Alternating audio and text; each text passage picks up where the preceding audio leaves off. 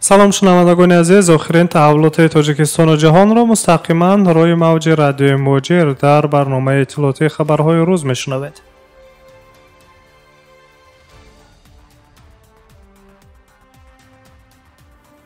оҷонсии ҳавопаймоии шаҳрвандии тоҷикистон ва сафорати федератсияи русия дар ҷумҳурии тоҷикистон хабар медиҳад, ки парвозҳои мунтазам байни ду кишвар ҳанӯз барқарор нашудаанд ва то ба эътидол омадани вазъи эпидемиологӣ сарҳадҳо баста хоҳанд монд.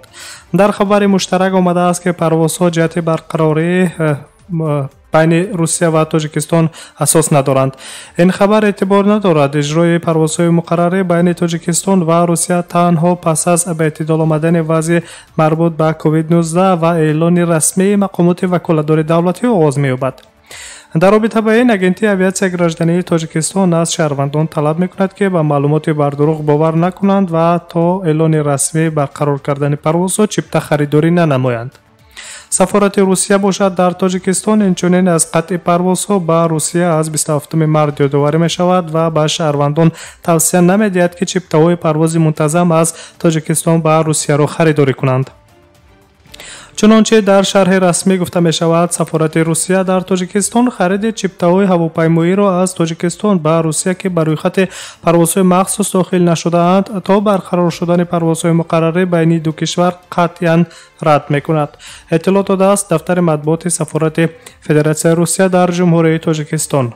ёдовар мешавем, ки қаблан дар вебсайти ширкатҳои ҳавопаймоии Уральский авиалайни ва Эйри Русия дар бораи фурӯши чиптаҳо ба хатсайрҳои Москву Душанбе ва пас аз 30 июн маълумот ҷой дода шуда буд. ёдовар мешавем, ки ҳаракати ҳавоӣ байни Русия ва Тоҷикистон дар охири моҳи март қатъ карда шуд. дар тӯли ин моҳҳо танҳо чанд парвози содиротии чартерӣ ба хотири баргардонидани ҳамватанон аз хориҷ анҷом дода шудааст.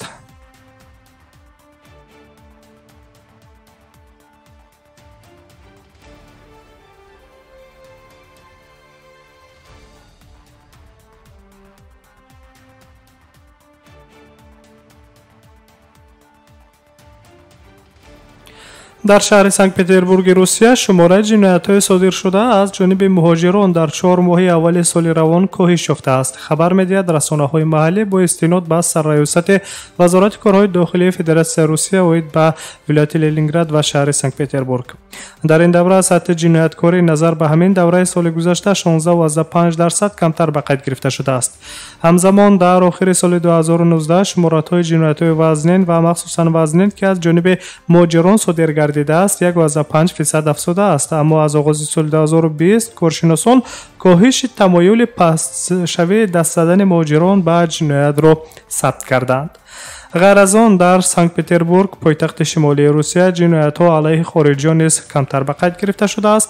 қаблан аз ҷониби вазорати корҳои дохилии федератсияи русия хабар дода шуда буд, ки ҷинояткорӣ дар байни муҳоҷирон дар сартосари русия коҳиш ёфта истодааст. ҳамзамон шумораи ҷиноятҳои кӯчагӣ амсоли роҳзанӣ, ғоратгарӣ низ камтар ба назар расидаанд.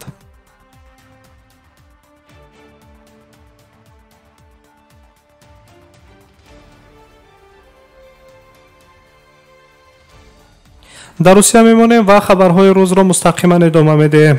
дар доираи қарори ҳукумати федератсияи русия, вазорати корҳои дохилии ин кишвар низоми нави қонунии истиқомати дарозмуддати муҳоҷиронро таҳия карда истодааст. хабар медиҳад РИА Новости бо истинод ба дафтари матбуоти вазорати корҳои дохилӣ.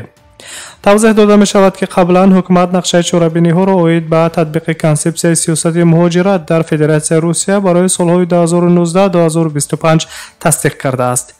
дар ҷараёни иҷрои ин нақша дар русия муассисаҳои будубоши доимӣ ва шаҳрвандии федератсияи русия барои муҳоҷирони меҳнатӣ такмил дода хоҳанд шуд. ҳамчунин ба нақша гирифта шудааст, ки низоми нави қонунӣ барои будубоши дарозмуддати муҳоҷирон дар русия дар назар аст. системаи нав ва инчунин ба муосирсозии механизмҳои танзими муҳоҷирони меҳнатӣ ва таъмини волоияти қонун дар соҳаи муҳоҷиратро низ дар бар мегирад.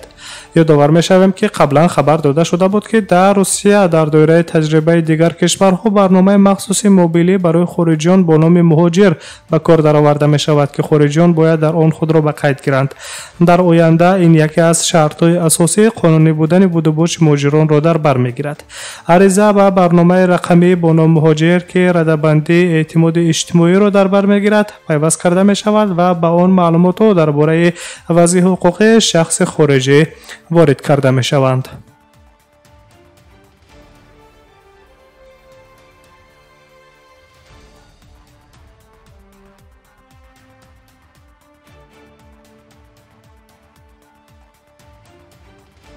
از روسیه به بلاروسیا می رویم. پرزیدنت بلاروسیا الکساندر لوکاشنکو 2 ماه قبل از انتخابات پرزیدنتی حکومت را به استعفا فرستاد.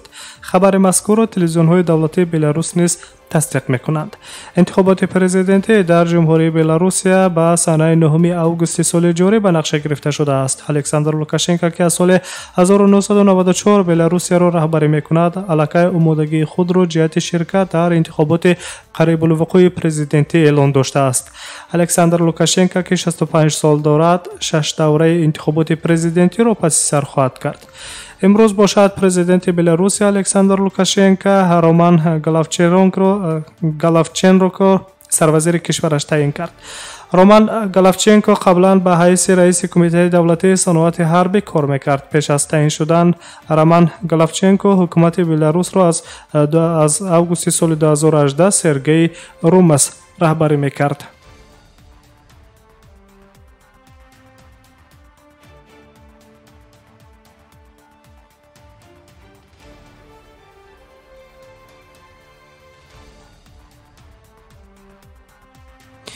شرح خبرهای روز را مستقیما شما روی موج رادیوی مهاجر میشنوید و از بلاروسیا به قرقیزستان می رویم. مقامات در جمهوری قرقیزستان تصمیم دارند که پروازهای بین المللی را با کشورهای دیگر از 15 ایون سال جاری آغاز کنند. در این باره رهبر اگنتی اویاسیای گراژدانی جمهوری قرقیزستان قورمانبک اکیشیو به رسانه‌ها خبر داده است. قید کرده شده است که حالا قرقیزستان درباره نقشه عمل به موافقه رسیده است و شرط‌های هواپیمایی تکلیف‌های خود را شرکت‌های هواپیمایی تکلیف‌های خود را پیشنهاد داشتند. همینطور سوال‌ها درباره جدول پروازها و بسامد پروازها تهیه کرده می‌شوند. گفته می‌شود که نقشه پروازهای بین‌المللی هفته تا 16 مرتبه را در بر خواهد گرفت. همزمان پروازهای داخلی در جمهوری قرقیزستان از 5 ایون برقرار کرده می شوند. یادآور می شویم که بر اثر پاندمی از کرونا ویروس امکانی به تأخیر انداختن انتخابات قریب الوقوع پارلمانی در قرقیزستان نیز در نظر است.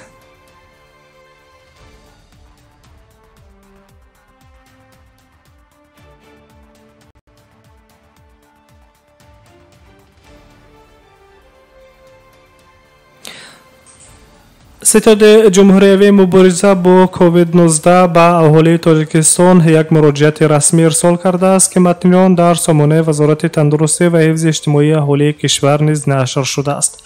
همچنین به اهالی جمهوری اطلاع داده شده است که موج دوم این بیماری در اکثر کشورهای منطقه و جهان به قید گرفته شده ایستاده است. همینطور رعایت نکردن چاره‌های مقرر شده همیشه زیادشوی حادثه‌های کرونا ویروس را در میان می‌آورد.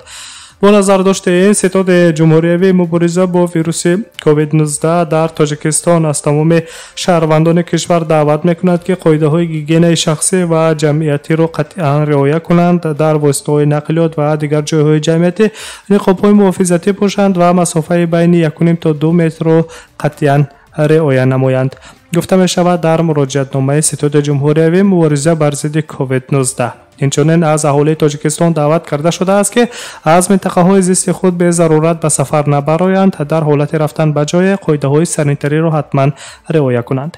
ستاد مرکزی جمهوری بر ضد کووید 19 از همه شهروندان دعوت میکند که تا به اعتدال آمدن وضع اپیدمیولوژی در کشور از برگزار کردن همه گونه چاره‌بینی ها، عیدها و مراسم های عزاداری خودداری کنند. همچنین هشدار نیز داده شده است که در صورت رعایت نکردن طلبات و قاعده ها عید به پیشگیری پنجشنبه ویروس کووید 19 در کشور نسبت آنهایی که این طلبات را رعایت نمی‌کنند چاره‌های قانونی اندیشیده می‌شوند.